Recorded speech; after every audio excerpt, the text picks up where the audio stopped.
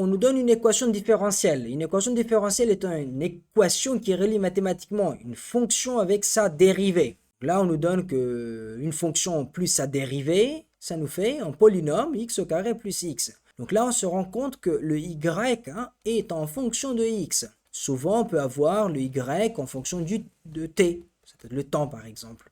Résoudre l'équation différentielle signifie trouver toutes les fonctions qui vérifient cette équation différentielle. Mais pour résoudre cette équation différentielle, on va procéder par la technique qui nous dit de trouver d'abord une solution particulière, l'homogène, et puis on va les additionner. Là, on voit qu'on a une fonction, plus sa dérivée, ça nous fait un polynôme. Donc on peut dire qu'une fonction, ça serait un polynôme. Et vu qu'on aboutit à du x carré, on peut dire que ce polynôme, le y, ça serait de la forme d'un polynôme du second degré. C'est pour ça que dans la question 1, on nous dit soit h une fonction du polynôme du second degré. Alors, si on fait h est une solution, h est une solution de E, alors si j'ai h' de x plus h de x, ça doit donner x au carré plus x. H', la dérivée donne ax au carré plus bx plus c',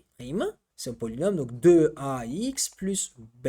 Je prends alors h' de x plus h de x, je vais voir combien ça fait. H' de x, 2ax plus b, plus h de x, ax au carré plus bx plus c, égale, je vais ordonner ax au carré et réduire ax au carré plus la 2ax plus bx, 2a plus b facteur x, et puis il me reste le b et le c comme constant, plus b plus c.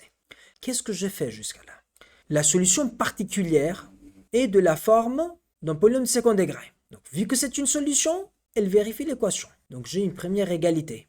Après, qu'est-ce que je fais? Je prends le membre de gauche et je fais des calculs. H' plus H, combien ça fait? Donc, j'ai réussi à exprimer quoi? Le membre de gauche qui est là, de deux manières. Là et là. J'ai ordonné tout de la même manière. Donc là, c'est ax au carré plus x, donc je peux l'écrire autrement aussi. Une fois le x au carré plus une fois le x plus 0 à la fin. Alors, je vais procéder par identification. Par identification, parce que le bleu, en fait, est exprimé de deux manières. Ça me fait le vert, et si je change de couleur, et ça fait le rose aussi. Et c'est ordonné de la même manière. Donc, si on a le 1x au carré plus 1x plus 0, et l'autre expression, ax au carré plus 2a plus bx plus b plus c, par identification. Le a est égal à 1, le 2a plus b est égal à 1, et le b plus c vaut 0. Donc, le a vaut 1.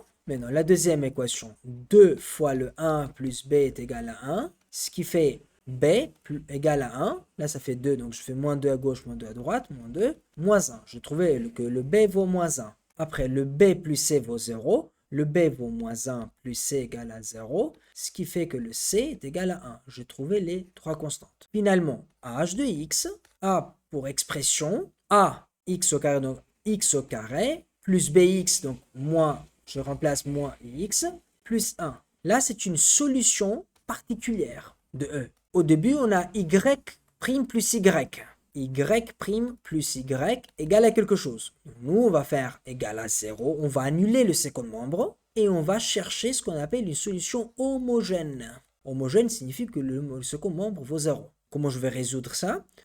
Y' est égal à moins y. Je vais mettre le h à la fin. H, c'est homogène. Alors, si je veux aller vite, je vais faire y' est égal à ay. J'identifie la forme de la forme.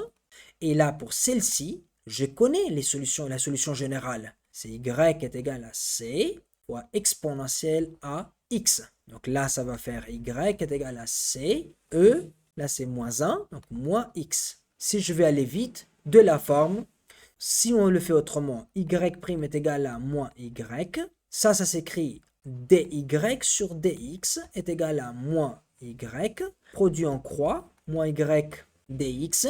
Je sépare les variables, moins 1 sur y dy, je divise par moins y à gauche et à droite, une fois le dx alors. Là, j'applique intégrale à gauche et à droite. Là, le moins sort de 1 sur y, on peut sortir le moins, 1 sur utilisant les propriétés, 1 dx. Et là, quelle est la primitive de 1 sur y? C'est ln de y. Primitive de x, de 1, ça fait x plus une constante. Quand on a une constante, le 1, la primitive est une fonction affine. Après, je fais moins 1 à gauche et moins 1 à droite. J'applique exponentielle, donc e moins x fois e puissance moins k. Moins k est une constante. E puissance moins k, ça fait une nouvelle constante. Donc je peux la nommer égale à c. Le membre de gauche donne y, e puissance ln de y. Là, ça fait c, e puissance moins x. Je trouvais.